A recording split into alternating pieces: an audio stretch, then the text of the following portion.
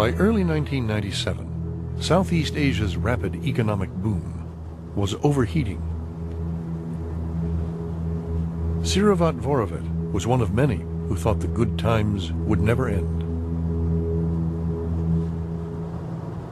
Ever since I was a child, I have been wanting to be a multi-millionaire. I wanted to be rich.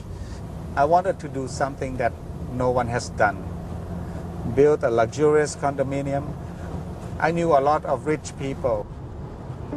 And multi-millionaires would like to take time off to play golf, to enjoy the fresh air in mountains, which you cannot find in Bangkok.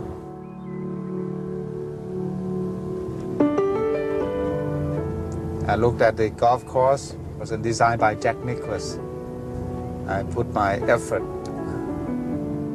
to make it one of the most beautiful condominiums in Thailand.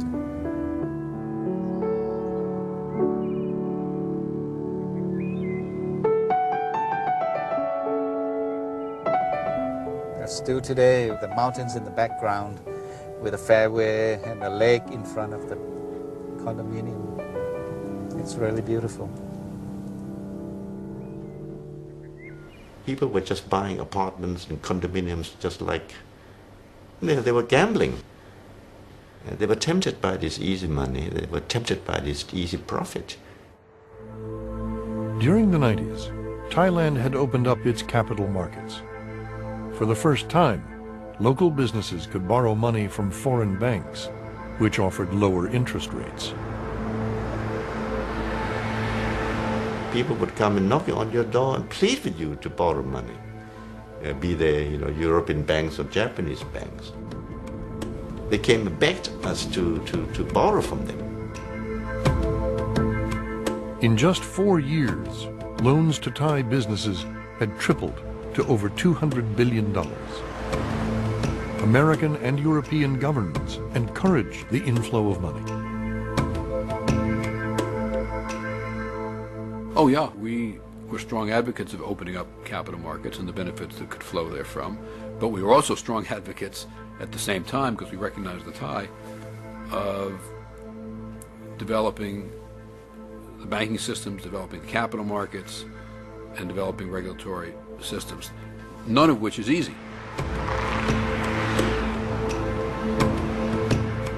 And there was an underlying flaw in the system that people really didn't focus very much on, which was the institutional weakness. What that meant is that the banking systems were not well developed, the securities laws were not well developed, they had not kept up with the development of these economies and their integration into the world economy.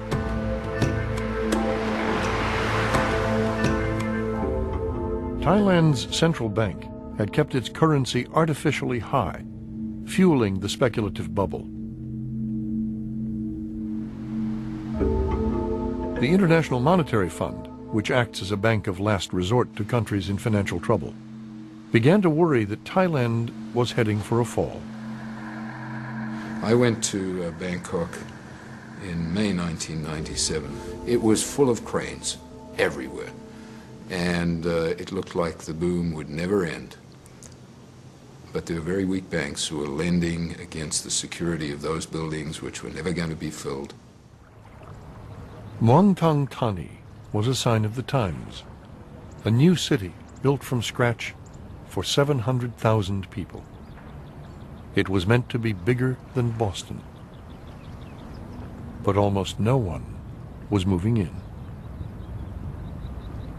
The vision was great. The vision was to take this huge tract of land and build a city, basically, between the downtown congested Bangkok and the airport. So the concept was excellent. The problem was that it was financed to a great degree by US dollars. Thailand's currency, known as the baht, was pegged to the dollar. As the Thai economy weakened, financial markets sensed this policy couldn't last. Thailand had fixed the value of its currency in terms of dollars. It had a fixed exchange rate. And as people began to wonder, well, do they actually have enough dollars to always be able to give me dollars in exchange for the baht, the Thai currency I have. And when they begin to wonder about that, they start asking for the dollars. The central bank kept on saying, no, no, we will support the currency at this fixed rate. And of course they were shelling out the US dollars to protect the currency. So their foreign reserves were dwindling. And of course any hedge fund manager looking at that would say, hey, these guys are going to be in trouble and I'm going to short the Thai baht. The baht came under relentless market pressure. In July 1997, the Thai government was forced to devalue. The bubble had burst. The Asian financial crisis was about to begin. Okay, here we are. When it hit, I realized my fate. I could not sell a single unit when the crisis hit. This was my most expensive model unit. Now no more doors, all decorations, materials gone. My condominium is called American Dream Home Dream Condominium. But we are broke. Even my clients who were multi-billionaire broke also.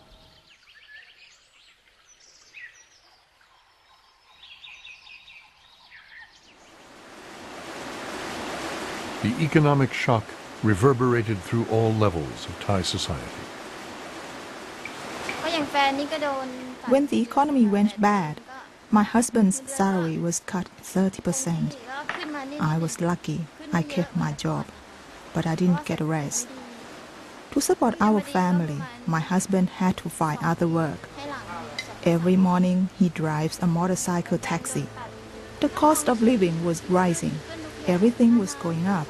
Water, electricity, even soap. But the salaries were staying the same, or even going down.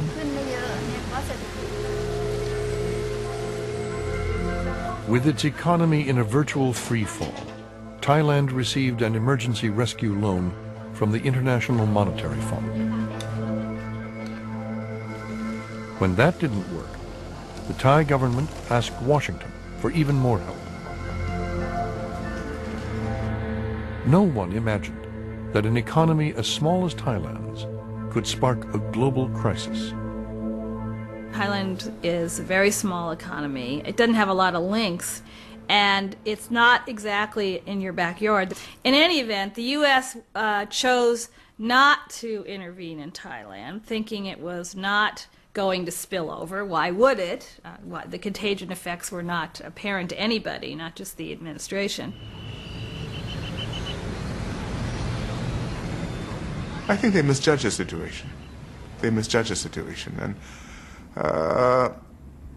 probably because it was seen too much as a financial issue rather than an overall strategic issue. Global markets worried that other Asian countries might have similar hidden flaws. Like a classic run on the bank, money began to pull out of the entire region. They called it Contagion. And at each stage, the crisis turned out to have a virulence, which became known as contagion, much greater than it had been anticipated. And what that really reflected was indeed globalization, was the way these economies had become locked together, and investors looked at emerging markets. They said there's a problem in Thailand, well then there's a problem in these other countries. And so each step of the crisis created these shock waves that carried on into the next.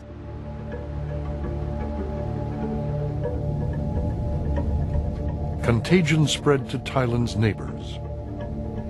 Malaysia's economy had seemed stable. Suddenly, it too was facing relentless pressure from global markets. We have the currency going down and down and down, and we have the stock market doing the same. And we felt totally helpless. We feel that there is no way we can recover. So, I mean, the feeling is really very bad, very frightening.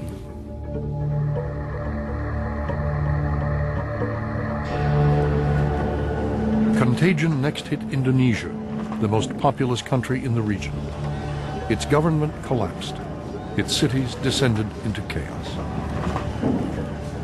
The fund managers didn't know the difference between Indonesia, Malaysia, Thailand, Singapore. They just say, I want out. Property prices collapse, companies collapse. And in the case of Indonesia, the social fabric collapsed.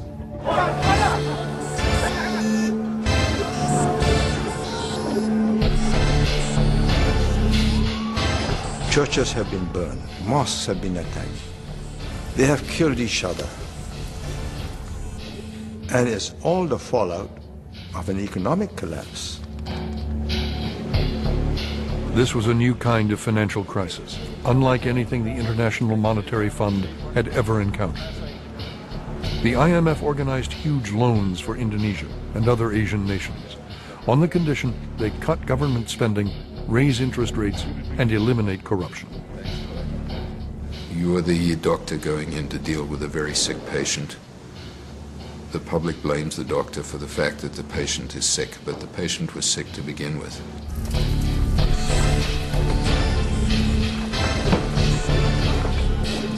But these things are societally wrenching, and there are huge vested interests. And you wouldn't get into these crises if the vested interests weren't that important. That, I think, is one of the reasons why it takes political change to deal with a crisis as big as this.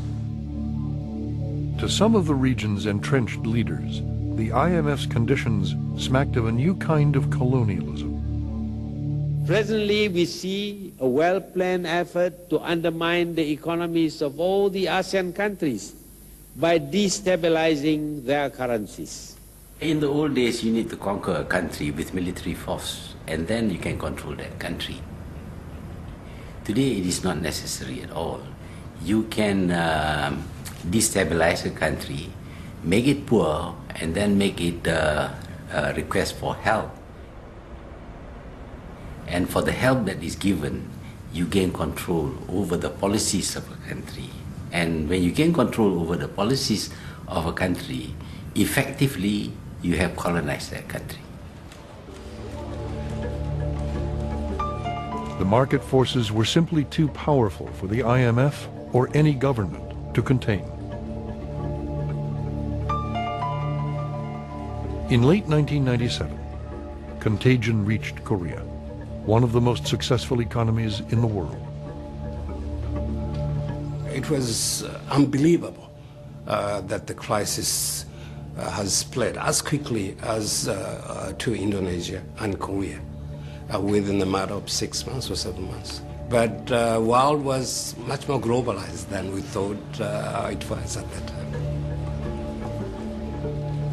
In the last week of December of 1997, the 11th largest economy in the world, which was Korea, had, roughly speaking, 4 billion of reserves left and was using reserves at the rate of $1 billion a day.